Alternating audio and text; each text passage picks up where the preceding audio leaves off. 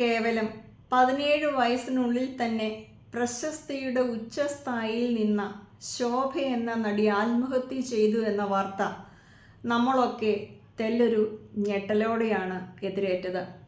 ഇതിന് കാരണമായി ഭവിച്ചത് അവരുടെ തന്നെ ഭർത്താവായിട്ടും കാമുകനൊക്കെയായിട്ട് കൂടെ കൂടിയ ബാലു മഹേന്ദ്ര എന്ന വ്യക്തിയുടെ മനസ്സറിവോടെ നഗ്ന ചിത്രങ്ങൾ പ്രചരിക്കുകയും അത് വിദേശ രാജ്യങ്ങളിലൊക്കെ വൻതോതിൽ വിറ്റഴിക്കുകയും ചെയ്തു എന്ന ആ വാർത്തയും മാനഹാനിയുമാണ് ഈ മരണത്തിന് പിന്നിലായിട്ട് സംഭവിച്ചത്. വളരെ ചെറിയ പ്രായത്തിൽ തന്നെ ബാലതാരമായിട്ട് സിനിമയിൽ വന്ന അവർ ഉദ്യോഗസ്ഥ എന്ന എക്കാലത്തെയും ഹിറ്റ് ചിത്രത്തിലും ബാലതാരമായിട്ട് അഭിനയിച്ചിരുന്നു. പിന്നീട് ഉത്രാട രാത്രിയിൽ എന്ന സിനിമയിൽ ബാലചന്ദ്രമേനോൻ സംവിധാനം ചെയ്ത ചിത്രത്തിലൂടെയാണ് അവരൊരു നായിക പദവിയിലേക്ക് ഉയർന്നത്.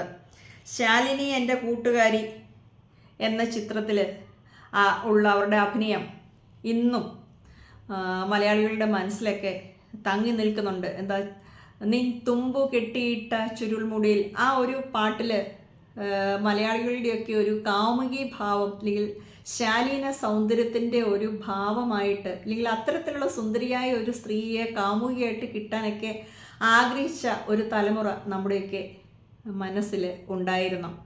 ഇത്രയും ശാലീന സുന്ദരിയായിരുന്ന ഈ പെൺകുട്ടി മലയാള സിനിമയിൽ ഇങ്ങനെ നിറഞ്ഞു നിൽക്കുന്ന സമയത്ത് തന്നെ അവർക്ക് സംസ്ഥാന അവാർഡും ലഭിച്ചു.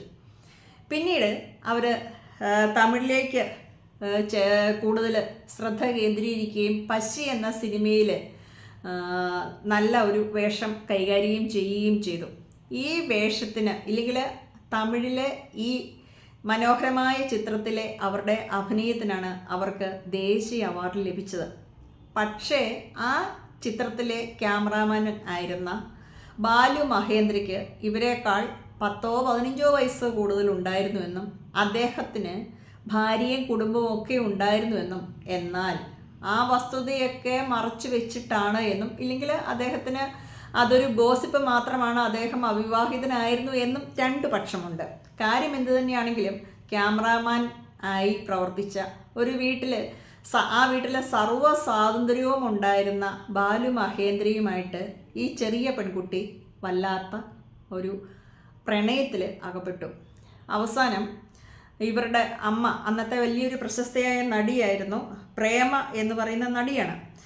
ഇവരുടെ അപ്പന് KP മേനോൻ, അവർക്ക് ഒറ്റ മോളെ ഉണ്ടായിരുന്നുള്ളൂ. അപ്പം ഈ ഒരു വീട്ടിൽ ക്യാമറാമാനായിട്ട് വന്നുകൂടിയ ബാലു മഹേന്ദ്രയാണ് ഈ പെൺകുട്ടി ഏതൊക്കെ രീതിയിൽ നിൽക്കണം, ഏതൊക്കെ ഫോട്ടോ എടുക്കണം, എങ്ങനെയൊക്കെയാണ്, അതായത് സിനിമയുമായി ബന്ധപ്പെട്ട മുഴുവൻ കാര്യങ്ങളും ഇയാൾ സ്വയം അങ്ങ് ഏറ്റെടുത്തു.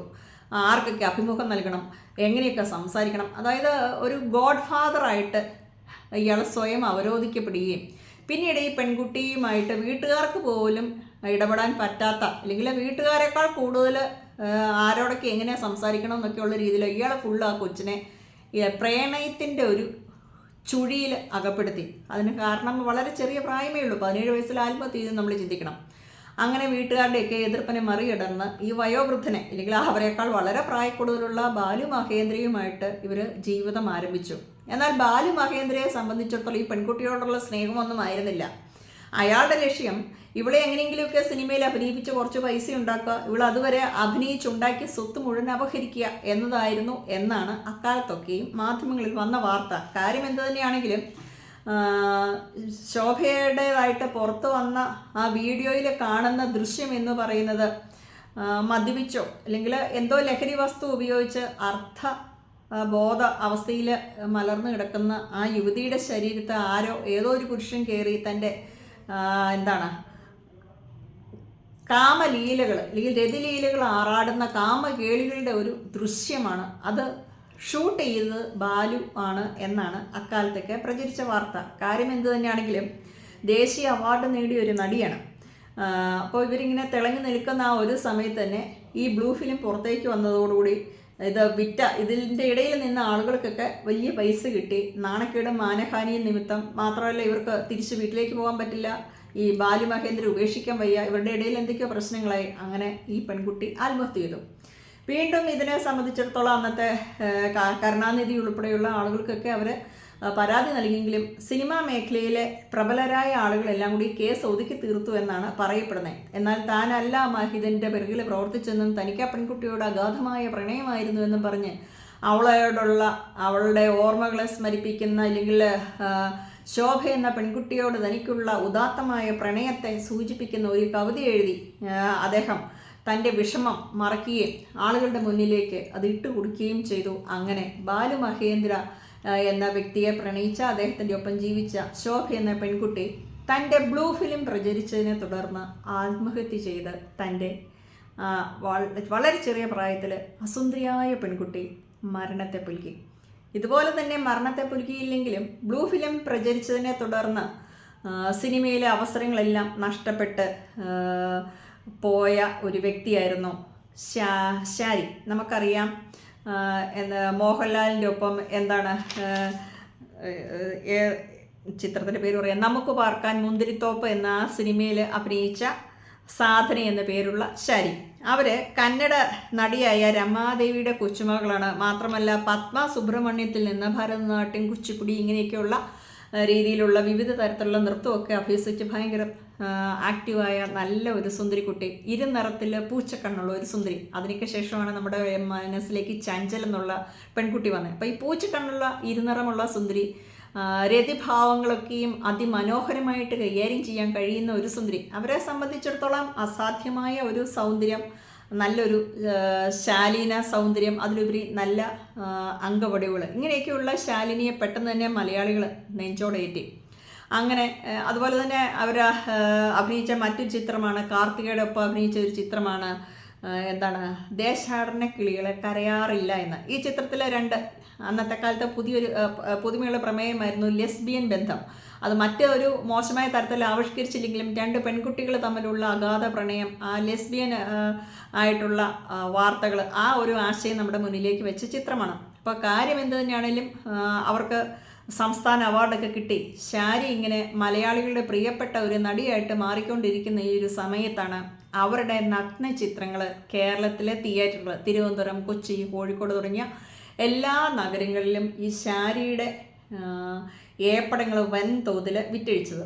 അപ്പോൾ ഇത് പ്രദർശിപ്പിക്കുന്നത് ഈ തിരുവനന്തപുരത്തൊക്കെയുള്ള കൊട്ടകളിലൊക്കെ ഉച്ചയ്ക്ക് 11:30-ക്കുള്ള സമയത്തേക്കാണ് ഇവരുടെ ഈ ചിത്രങ്ങൾ വൻതോതിൽ പ്രചരിപ്പിച്ച്. സ്വാഭാവികമായിട്ടും ഇത് മലയാളികളുടെ അതുവരെയുള്ള മനസ്സിൽ ഭയങ്കര സുന്ദരിയായ, ശാലീന സുന്ദരിയായ, അല്ലെങ്കിൽ നല്ല അത്തരത്തിലുള്ളൊരു ഇമേജിൽ നിന്ന ഈ പെൺകുട്ടിയുടെ ഇത്രയും ചിത്രങ്ങൾ പുറത്ത് വന്നതോടുകൂടി അവരുടെ ഡിമാൻഡ് മുഴുവൻ പോയി. അതായത് സിനിമയിൽ മലയാളത്തിലേക്കൊക്കെ വരുന്നതിന് മുന്നേ അവസരങ്ങൾ കിട്ടാതെ കഷ്ടപ്പെട്ട് നടന്നിരുന്ന ഒരു കാലത്ത് തെലുങ്കിലും കന്നഡയിലും തമിഴിലുമൊക്കെ ഇവർ അഭിനയിച്ച ആ ഒരു സമയത്ത് ഇവർ ചില ബി ഗ്രേഡ് ചിത്രങ്ങളിൽ അഭിനയിച്ചിരുന്നു. അതുപോലെ തന്നെ ബോളിവുഡിലും ചില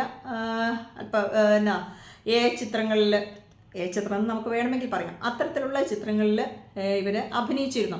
അപ്പോൾ കേരളത്തിൽ ഇവർ സിനിമയൊക്കെ ഓടിച്ച് നല്ല നായികയായിട്ട് നിൽക്കുന്നു, ഇവർക്ക് നല്ല ഡിമാൻഡാണ് എന്ന് മനസ്സിലായി ഇവരെ കത്തി നിൽക്കുന്ന സമയത്താണ്, അതായത് ഒരു സംസ്ഥാന അവാർഡൊക്കെ നേടിയ നടിയുടെ തുണ്ടുപടങ്ങൾ ഇറങ്ങിക്കഴിയുമ്പോഴുള്ള അവസ്ഥ നമുക്കറിയാമല്ലോ. അപ്പോൾ ഇത് കാണുവാൻ വേണ്ടിയിട്ട് ആളുകൾ തിയേറ്ററിൽ ഇടിച്ചങ്ങ് കയറാൻ തുടങ്ങി. അങ്ങനെ അപ്പോൾ ആദ്യകാലത്തൊക്കെ ഇവർ ചില സിനിമയിൽ അവസരം കിട്ടാൻ വേണ്ടിയിട്ട് മറ്റു പല കാരണങ്ങൾ കൊണ്ടൊക്കെ ഗതികേട് കൊണ്ട് ചെയ്ത ചില ചിത്രങ്ങളാണ് ഈ വൻതോതിൽ ആ ഒരു സമയത്ത് തുടരെ ഇവരുടെ ഈ രതിചിത്രങ്ങൾ ആളുകൾ തിയേറ്ററിലേക്ക് പ്രദർശിപ്പിക്കുകയും അത്രയും ചിത്രങ്ങൾ ഇവിടെ ഇറക്കുകയൊക്കെ ഇഷ്ടം പോലെ പൈസ വാരുകയും ചെയ്തു. അതോടുകൂടി മലയാളികളുടെ ഒരു പൊതു സ്വഭാവം അറിയാമല്ലോ. അപ്പം ഈ ബി ഗ്രേഡ് ചിത്രങ്ങളിലെ നടിയെയാണോ തങ്ങൾ ഇത്രയും നെഞ്ചിലേറ്റുന്നതെന്നൊരു ധാരണയ്ക്ക് വന്നു. പോകെ അവർക്ക് മലയാള സിനിമയിലുള്ള കത്തി നിന്ന സമയത്ത് തന്നെ അവർക്ക് മലയാള സിനിമയിലെ അവസരങ്ങളെല്ലാം നഷ്ടപ്പെട്ടു. ഇവർ സത്യൻ അന്തിക്കാട് ഉൾപ്പെടെ ഉള്ള ആളുകളുടെ പ്രശസ്തരായ സംവിധായകരുടെ ചിത്രത്തിൽ അഭിനയിച്ചിട്ടുണ്ട്. നമുക്കറിയാം മോഹൻലാലിൻ്റെയൊക്കെ ഒപ്പം ഇപ്പം ഈ ദേശാടന കിളി കരയാറില്ല, നമുക്ക് ഓർക്കാം മുന്തിരിത്തോപ്പ്, ഇതൊക്കെ മോഹൻലാലിൻ്റെ ഒപ്പം അഭിനയിച്ച ചിത്രമാണ്. അങ്ങനെ നല്ല സുന്ദരിയായിട്ട് നിന്ന ആ പെൺകുട്ടിയുടെ ചിത്രങ്ങളാണ് ബ്ലൂ ഫിലിമാണ് അന്നും പ്രചരിച്ചത്. അപ്പോൾ ഇത്തരത്തിലുള്ള നീല ചിത്രങ്ങൾ പ്രചരിച്ച് നമ്മൾ ഈയിടെ കണ്ടായിരുന്നു കുറച്ച് വയസ്സായ അമ്മ നടിമാരെ, അത് അവർ കാമുകന്മാരുടെ ഒപ്പം പോയി കിടന്ന് കുന്താളിച്ചതാണ്.